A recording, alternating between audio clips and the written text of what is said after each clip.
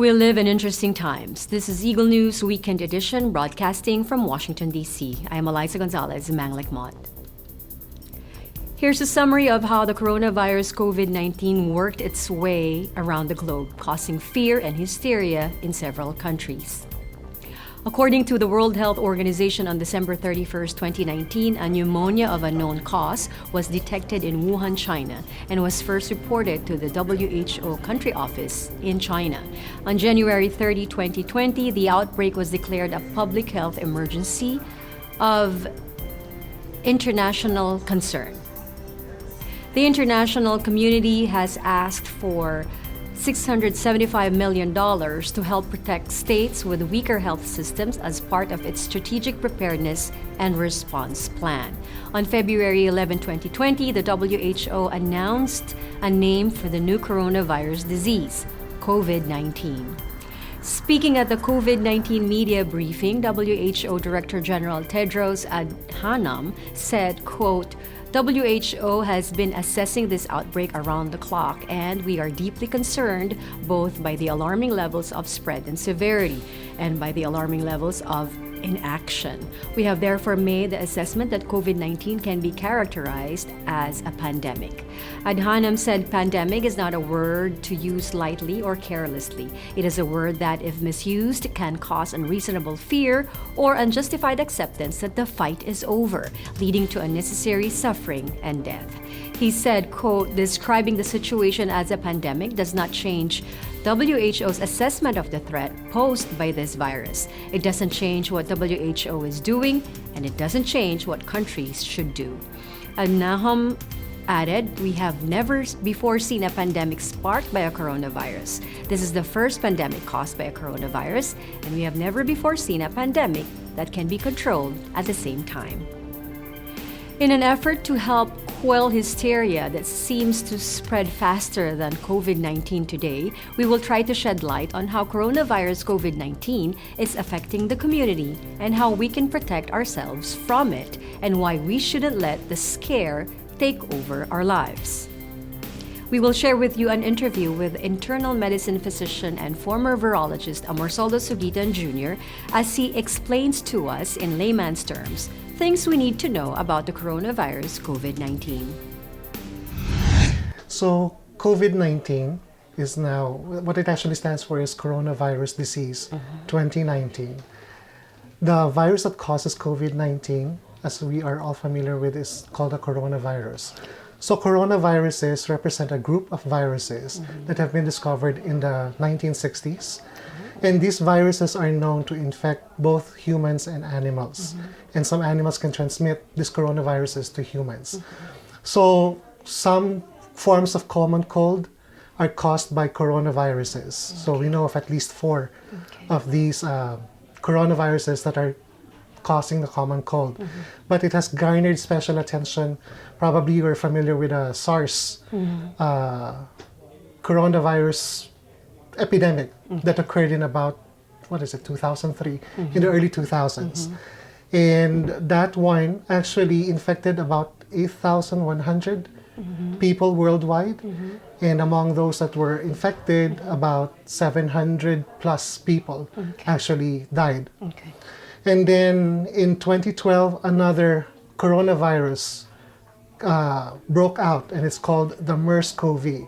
It's the Middle East respiratory syndrome. And at that time, it was only confined to the Arabian Peninsula mainly. And for that particular virus, about close to 2,600 people got infected. And out of those, about 30% or so actually also perished. So they're garnering special attention because of all of these outbreaks that come and go. And the COVID-19 virus is also one of these group of viruses.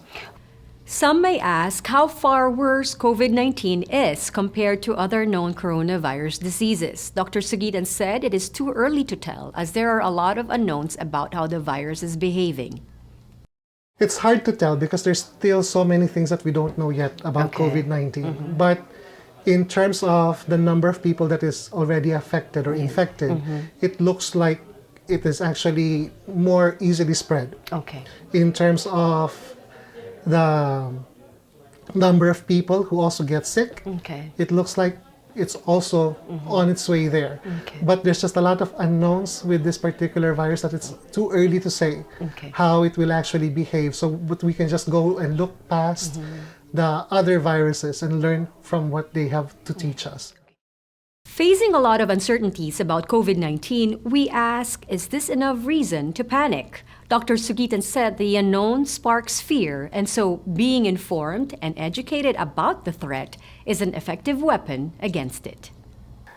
I think people tend to be fearful of what they don't know. Okay. So that's probably the reaction that we're getting, all of these fears, all of this hysteria about the virus is that it's new. As the name implies, it's novel, right? Okay. So we don't know exactly how this came to be, although we have some ideas. And right now, there seems to be no treatment for it yet. There's no vaccine yet. And somehow, sometimes the media plays a role in, making a hype out of all of this. But for us just to be able to be informed and be educated about what this virus actually does and what it doesn't, I think that that's the number one thing that you can do to prevent or to fight against fear. So ignorance breeds fear. So the more that you actually shed light and the more that you know about it, then...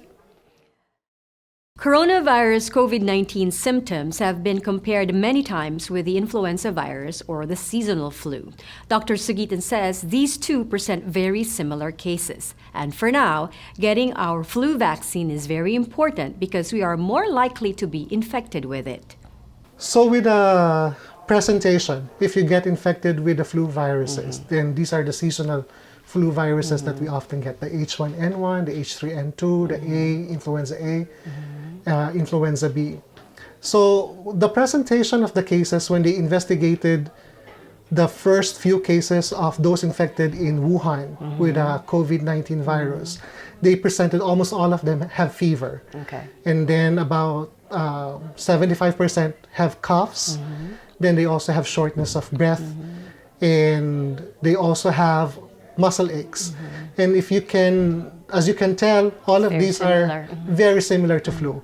So it's quite indistinguishable clinically. Okay. If you look at the symptoms that these people, infected people have, it's very hard, very difficult to tell whether they get infected by the flu or the coronavirus. Okay.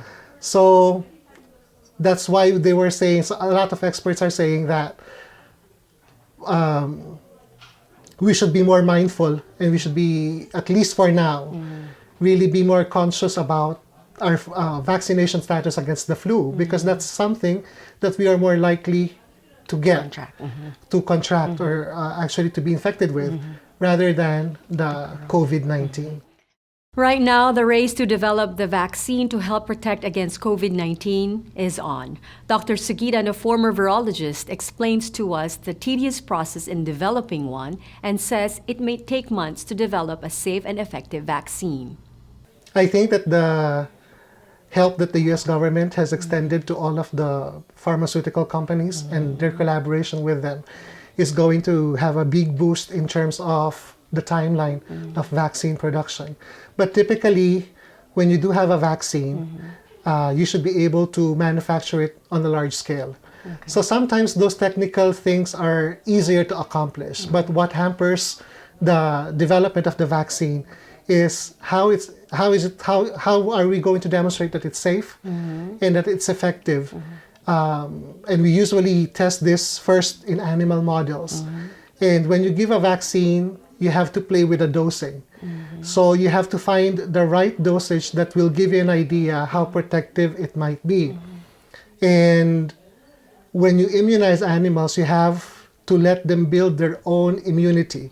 So it takes time. So probably about 1 month or 2 months. And you have to decide how many doses do you have to administer. 1 dose versus 2 doses, and how far apart from each other should they be. And once you have demonstrated that it's actually safe, how effective is it? So you should be able to challenge them with what we call wild type virus, the actual virus that's circulating, the COVID-19. And if these animals demonstrate that they can actually resist getting infected, or if they do get infected, that they can resolve their infections quickly, then that's a good sign. Okay. But all of these sometimes, so these are in animal models, it does not necessarily always translate that what happens in animal models will also be what is going to be reflected in humans. So there might be some nuances on how we are going to react on it. But the basic limitations in terms of the timeline is just making sure that we demonstrate that it is safe and that it is effective if we are going to vaccinate a lot of people. We have to make sure that those two particular criteria are met. So it usually takes, from their projections, it's about 12 months to 18 months. Okay. So we have to understand that vaccine development or production of vaccine, it occurs in several phases. And even the testing of the vaccine once it's made also undergoes through these phases. One of the challenges for this particular coronavirus vaccine is that while they were able to probably identify a particular target that the vaccine should be able to block, or the immunity that it will generate will be able to block, we can make those proteins, we can make them to be a little bit immunogenic, or it can be eliciting a good immune response. But we have to make sure that they are safe and that they are effective. Okay. By explaining the process, it seems like it's tedious and it's going to take a while. The UN warns of a fear pandemic because people, they're waiting for how to protect themselves. Why do you think this should be addressed as aggressively as how we are addressing the virus? Yes, because right now, this fear that you're describing, there has been some recent reports that Asian Americans are unjustifiably being attacked. Some of them, like in New York, there was a lady who was attacked just because she was wearing a mask. And probably the person who attacked her was thinking that she might be spreading the coronavirus just because of her ancestry.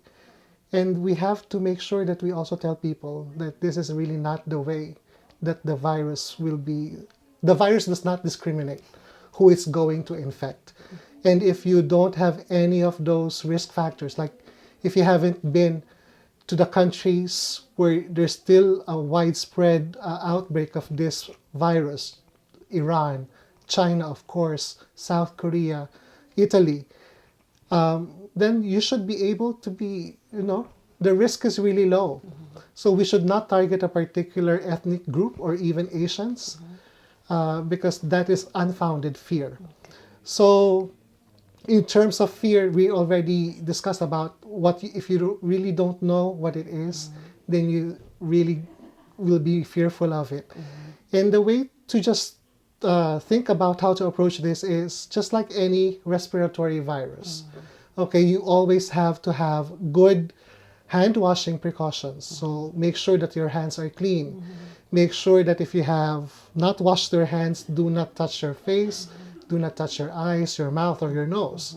So some common sense practices like that. Avoid people who might be sick, or if you are the sick one, take extra precaution not to spread it by wearing a mask, for example, so that you can contain whatever it is and confine it.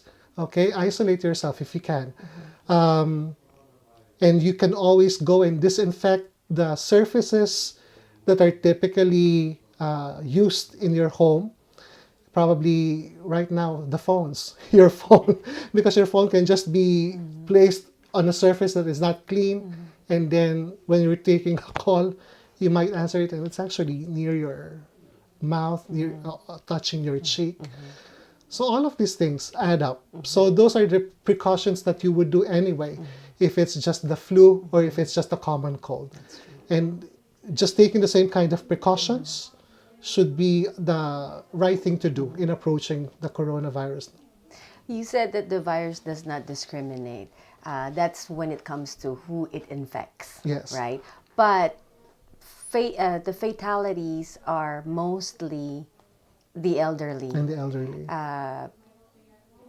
Isn't that discrimination too? No, so only because probably it's a good point that you have brought up. But it's usually the elderly, just like in the flu. Most of the people who are typically affected severely are infants, the elderly, and people with chronic conditions. People who have asthma, people who have chronic obstructive pulmonary disease, people who have heart condition, people who actually their immune system is compromised. Probably if they're having chemotherapy because they might have cancer, or if they have diabetes.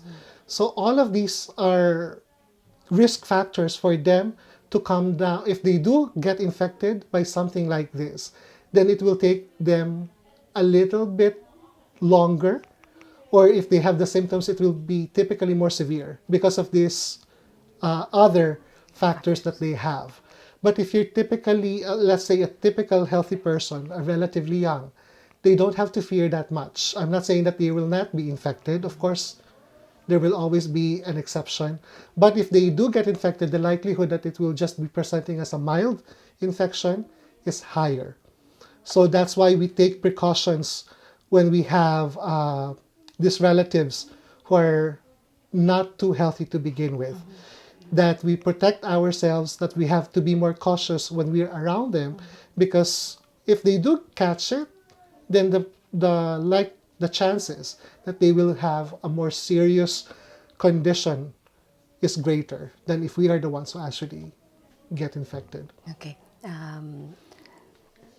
You mentioned if someone feels like he or she has the virus, or he or she feels sick, it's a precaution to wear a mask. Yes. To not spread it.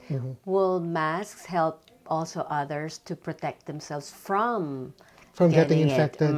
So I know that there has been some what is it? Panic Yes, buying of the masks masks. nowadays. So what the guidelines currently recommend is that only those who are infected really should be the ones wearing the mask.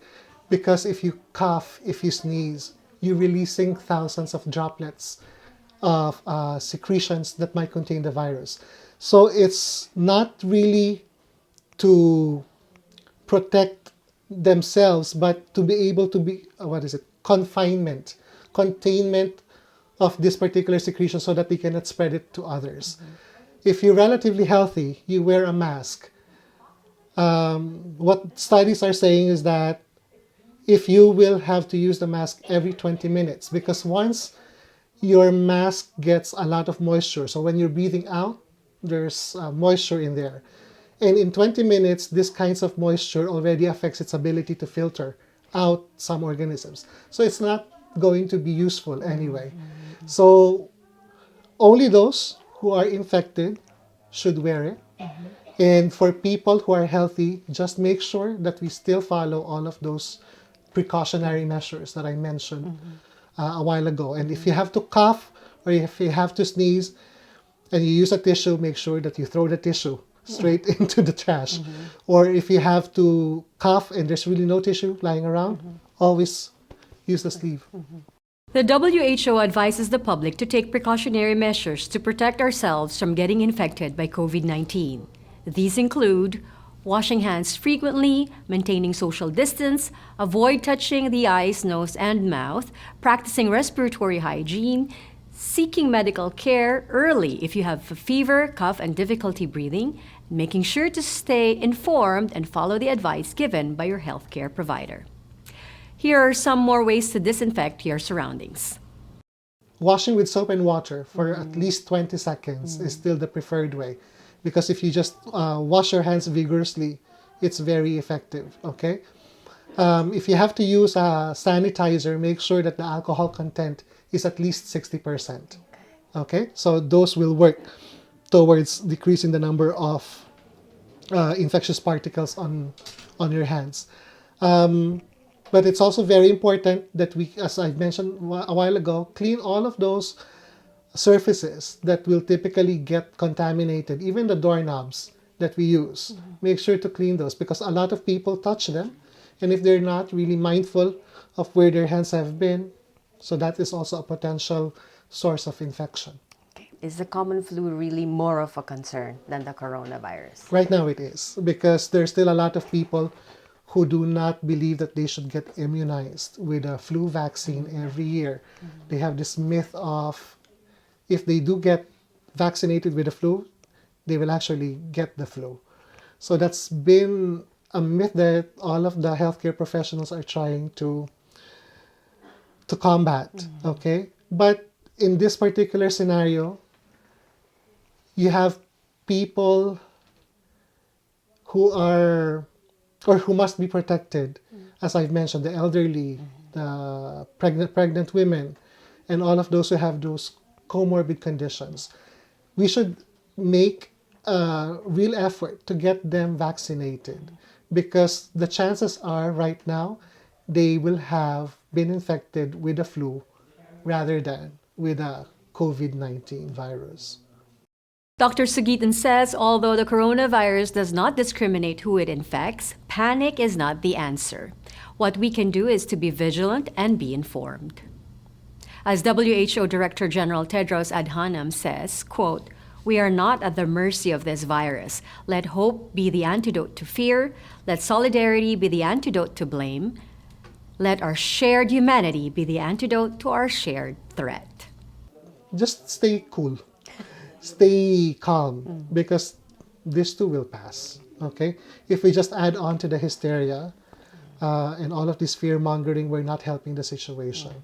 So just make sure that we remain vigilant and we remain updated on what health authorities always have to advise us to do, because they have more expertise in these kinds of situations.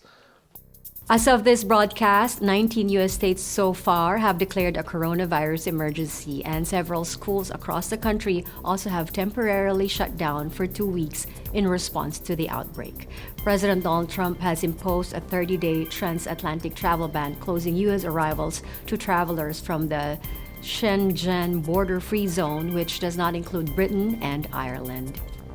That is this week's Eagle News Weekend Edition. Join us again next time for stories from our bureaus across the nation and around the globe. Visit our websites at eaglenews.net and eaglenewslive.com. Follow us on Twitter at twitter.com/eaglenews and on Facebook at facebook.com/eaglenews. Thank you for watching. I am Eliza Gonzalez Manglik Mott, 1 with 25.